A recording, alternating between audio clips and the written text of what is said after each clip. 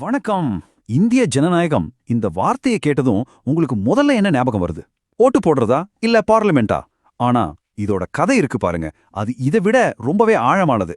இன்னைக்கு நாம என்ன பண்ண போறோம்னா, இந்தியாவோட அந்த பழங்கால கொள்கைகளுக்கும் இப்போ இருக்கிற சவால்களுக்கும் நடுவுல ஒரு சுவாரஸ்யமான பயணத்துக்கு போக போறோம். நம்ம பயணத்தோட ஆரம்பத்திலேயே ஒரு முக்கியமான கேள்வி வருது. இப்போ நாம இந்தியாவுல பார்க்குற இந்த டெமோக்ரஸி, அதாவது ஜனநாயகம், அது என்ன? வெஸ்டர்ன் கண்ட்ரீஸ்லேருந்து நாம இறக்குமதி செஞ்ச ஒன்னா, இல்லனா அதோட வேர்கள் நம்ம சொந்த மண்ணுல நம்ம பாரம்பரியத்திலே ஆழமா பதிஞ்சிருக்கா? வாங்க இந்த கேள்விக்கு பதில் தேடலாம். அதுதான் இன்னைக்கு நம்மளோட நோக்கம். முதல்ல நாம பார்க்க போறது பாரதத்தோட ஜனநாயக ஆன்மாவை பத்தி தான். அதாவது டெமோக்ரஸிங்கிற ஐடியாவே நம்ம வரலாறுலையும் தத்துவத்திலையும் ரொம்ப ஆழமா வேர் ஊனியிருக்குன்னு ஒரு பார்வை சொல்லுது. சும்மா யோசிச்சு பாருங்க, 1000 வருஷத்துக்கு முன்னாடி நம்ம உத்திரமேரூர் கல்வெட்டுல ஒரு கேள்வி கேட்டிருக்காங்க. அது இன்னைக்கும் எவ்வளவு பொருத்தமா இருக்கு பாருங்க. உன்னோட குடும்பத்தையே உன்னால நேர்மையா நடத்த முடியலன்னா இந்த ஊர் எப்படி நீ ஆள போற? அடேங்கப்பா, ஒரு தலைவரோட பர்சனல் நேர்மை அவங்க பொது சேவைக்கு வர்றதுக்கான அடிப்படை தகுதியா பார்த்திருக்காங்க பாத்தீங்களா?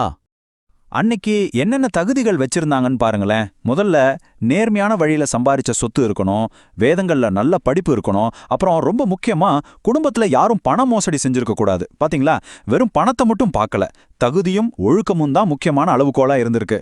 இது இன்னைக்கு நமக்கு என்ன சொல்ல வருது? கௌதம புத்தர் ஒரு தடவை ஒரு சின்ன குடியரசை பத்தி சொல்றாரு, வஜ்ஜி குடியரசு. அதை யாராலையும் ஜெயிக்கவே முடியாதுன்னு சொன்னாரு. ஏன் தெரியுமா? ஏன்னா அங்க இருந்த மக்கள் ஒன்னா கூடி பேசினாங்க, பெரியவங்களுக்கு மரியாதை கொடுத்தாங்க, பெண்களை ரொம்பவே மதிச்சாங்க. இதுல என்ன தெரியுது? ஒரு நாட்டோட உண்மையான பலம் அதோட ஆயுதங்கள்ல இல்ல, அந்த ஜனநாயக உணர்வுல தான் இருக்கு. இப்போ தலைமைத்துவத்தை பத்தி 2 அலகலகு பார்வைகளை ஒப்பிட்டு பார்க்கலாம். நம்ம பாரதத்துல ராஜாங்கிறவர் மக்களோட சேவகன். மனுநீதி சோழன் கதை தெரியும்ல? ஒரு பசுவுக்கு நீதி கொடுக்கணும்னு தன் மகனையே தண்டிச்சாரு. சிபி சக்கரவர்த்தி ஒரு புறாவை காப்பாத்த தன் உடம்பிலிருந்தே சதைய கொடுத்தாரு. ஆனா இதுக்கு அப்படி ஆப்போசிட்டா வெஸ்டர்ன் கல்ச்சர்ல பாத்தீங்கன்னா ராஜாங்கிறவர் கடவுளோட பிரதிநிதி. அவரை யாரும் கேள்வி கேட்க முடியாது. அதுதான் அவரோட தெய்வீக உரிமை. சரி, இப்ப நம்ம கதையில ஒரு பெரிய ஜம்ப், டைம் டிராவல் மாதிரி 1000 வருஷம் முன்னாடி போய் இப்ப இருக்கிற நவீன இந்திய அரசு உருவான அந்த தருணத்துக்கு வருவோம். 1950க்கு. நம்ம கதையோட அடுத்த அத்தியாயத்துக்குள்ள போலாமாங்க. அதாவது நவீன இந்திய குடியரசு எப்படி உருவாச்சுங்கிற கதை. ஜனவரி 26, 1950. இந்தியா ஒரு முழுமையான இறையாண்மை கொண்ட ஜனநாயக குடியரசா மாறின நாள் அது. பிரிட்டிஷ் பார்லிமெண்ட் மாடலை அடிப்படையா வச்சு நமக்கான ஒரு புது அரசியலமைப்போட மாடர்ன் இந்தியாவோட பயணம் அன்னைக்கு தான் ஸ்டார்ட் ஆச்சு. அப்போ இந்த புது சிஸ்டமோட பேஸ்மெண்ட் என்ன? முதல்ல வயசுக்கு வந்த எல்லாருக்கும் ஓட்டுரிமை. இதனால உலகத்தோட மிகப்பெரிய ஜனநாயகமா இந்தியா உருவாச்சு. அப்புறம் லோக்சபா, ராஜ்யசபான்னு 2 ஹவுஸ், நிர்வாகத்தை பார்த்துக்க ஒரு பிரதமரும் மந்திரி சபையும், நாட்டுக்கே தலைவரா ஒரு குடியரசுத் தலைவர். இதுதாங்க அந்த புது ஸ்ட்ரக்சர். ஆனா இந்த மாடர்ன் சிஸ்டத்துக்கு முன்னாடி ஒரு பெரிய சவால் காத்துட்டு இருந்துச்சு. என்னன்னா, அப்போ பெரும்பாலான மக்கள் படிக்காதவங்களா இருந்தாங்க. அது மட்டும் இல்ல, பல 100 வருஷமா நிலப்பிரபுத்துவத்திலையும் சாதி நம்பிக்கைகள்லயும் மூழ்கி போயிருந்தாங்க. இதனால ஜனநாயகத்தோட வேர்கள் ஆழமா பரவுறதுக்கு இது ஒரு பெரிய தடையா இருந்துச்சு இல்லையா? சரி, இப்ப நம்ம கதையில ஒரு முக்கியமான கட்டத்துக்கு வர்றோம். ஒரு கேள்வி, இந்த மாடர்ன் சிஸ்டம் அது ஆரம்பிச்சப்போ இருந்த கொள்கைகளிலிருந்து தடம் மாறிடுச்சா? மக்களோட சக்தியை விட பணத்தோட சக்தி ஓங்கி நம்ம ஜனநாயகம் ஒரு பணநாயகமா மாறிடுச்சா என்ன? நம்ம பழைய காலத்துல இருந்த அந்த முக்கியமான ரூலை மறுபடியும் ஞாபகப்படுத்தி பாருங்க. ஒரு வேட்பாளர் தர்ம வழியில சம்பாரிச்ச பணத்தை தான் வச்சிருக்கணும். இந்த சூப்பரான கொள்கையை மனசுல வச்சுக்கிட்டு வாங்க அடுத்த விஷயத்தை பார்க்கலாம்.